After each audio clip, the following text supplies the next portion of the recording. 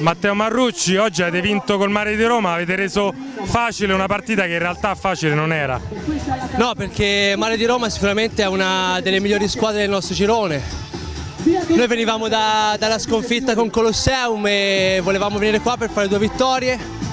Ci siamo riusciti perché comunque arrivare almeno secondi è troppo importante, perché io di là penso che le prime 2 siano Catania e Terracina. Quindi se noi oggi avessimo perso rischiavamo il terzo posto, quindi di trovare subito Terracina probabilmente a casa loro, e è bene non trovarla.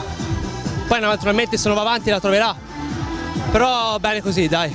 La sensazione è che voi state migliorando, non avete più quei cali di attenzione che avevate nelle altre stagioni, siete più concentrati dall'inizio alla fine, è vero oppure?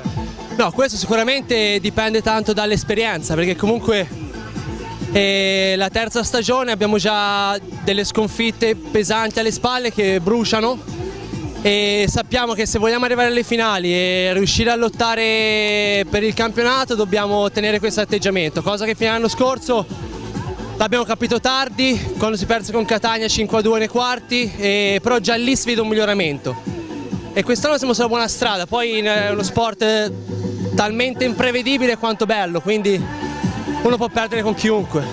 Parlando proprio di questo sport, a te ti chiamano The Walls, difensore anche della nazionale. Dì a un ragazzo che si avvicina a questo sport, cosa deve fare per essere un bravo difensore di beach soccer? 1 o 2 qualità che deve avere? Ma io parlo per me, nel senso, io penso che il fisico aiuta tanto, cioè se una persona è dotata fisicamente è avvantaggiata, soprattutto se gioca in ruolo difensivo.